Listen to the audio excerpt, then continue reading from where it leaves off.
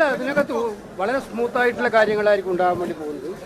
പാർട്ടിയെ സംബന്ധിച്ചിടത്തോളം party high command എടുക്കുന്ന തീരുമാനങ്ങളെല്ലാം അംഗീകരിക്കുന്ന അച്ചടക്കമുള്ള നേതാക്കളാണ് കേരളത്തിലെ കോൺഗ്രസ് നേതാക്കളെല്ലാം. രമേശ് ചെന്നിത്തലയുമായിട്ട് സംസാരിച്ചിരുന്നു, പിന്നെ നിയുക്ത മുഖ്യമന്ത്രിയും അദ്ദേഹമായിട്ട് സംസാരിച്ചിരുന്നു എന്ന് പറഞ്ഞു. ആ കാര്യങ്ങളൊക്കെ രമ്യമായി പരിഹരിക്കും.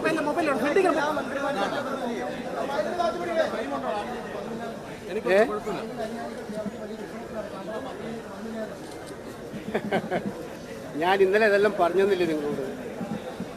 ഇന്നലെ എന്നെക്കുറിച്ചുള്ള കാര്യങ്ങളെല്ലാം ഞാൻ പറഞ്ഞു. ഇക്കാര്യത്തിൽ സ്വാഭാവികമായിട്ടും നമ്മളെ സംബന്ധിച്ചിടത്തോളം പാർട്ടി ഒരു അന്തിമ തീരുമാനം എടുത്തു കഴിഞ്ഞാൽ ആ തീരുമാനം അംഗീകരിച്ച് മുന്നോട്ട് പോവുക എന്നുള്ളതാണ് ഓരോ പാർട്ടി പ്രവർത്തകൻ്റെ ഉത്തരവാദിത്വം. അത് ശിരസാ വഹിക്കുന്ന ഒരു പാർട്ടി പ്രവർത്തകനാണ് ഞാൻ. അതുകൊണ്ട് ആ കാര്യമൊക്കെ തന്നെ ഇനി ചർച്ച ചെയ്യേണ്ട. അല്ല, അത്തരം കാര്യങ്ങളൊക്കെ ചർച്ച ചെയ്ത് തീരുമാനിക്കുന്നത് അതിനുള്ള നല്ല ടീം ഇവിടെ ഉണ്ടല്ലോ. ചർച്ച ചെയ്ത്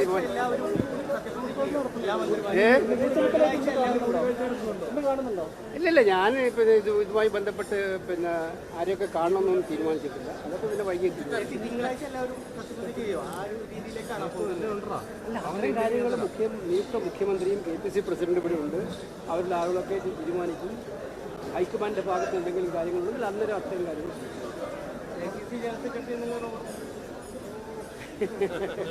നിങ്ങൾക്ക് ഇതുവരെ ഒരുപാട് പിച്ച് ചീന്തിയില്ലേ? മതിയായില്ലേ? ഇനി ബാക്കിയൊന്നും ഇല്ലല്ലോ. പിച്ച് ചീന്താൻ പറ്റുന്ന മുഴുവൻ ചീന്തി കഴിഞ്ഞില്ലേ?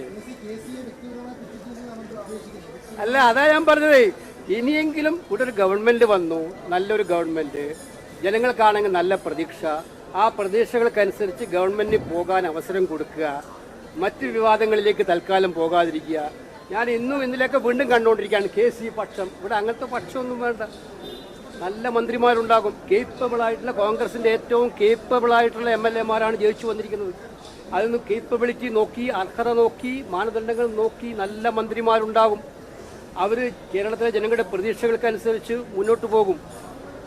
ആ പ്രതീക്ഷയാണ് ഇനി നമ്മൾ വെച്ചു പുലർത്തേണ്ടത്. ആ പ്രതീക്ഷയ്ക്കുള്ള പിന്തുണയാണ് നമ്മൾ ഈ ഗവൺമെന്റിന് കൊടുക്കേണ്ടത്.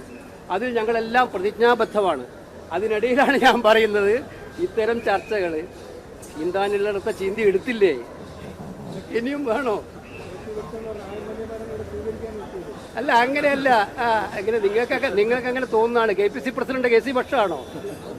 കേരളത്തിലെ കോൺഗ്രസിന്റെ പ്രസിഡന്റ് അല്ലേ?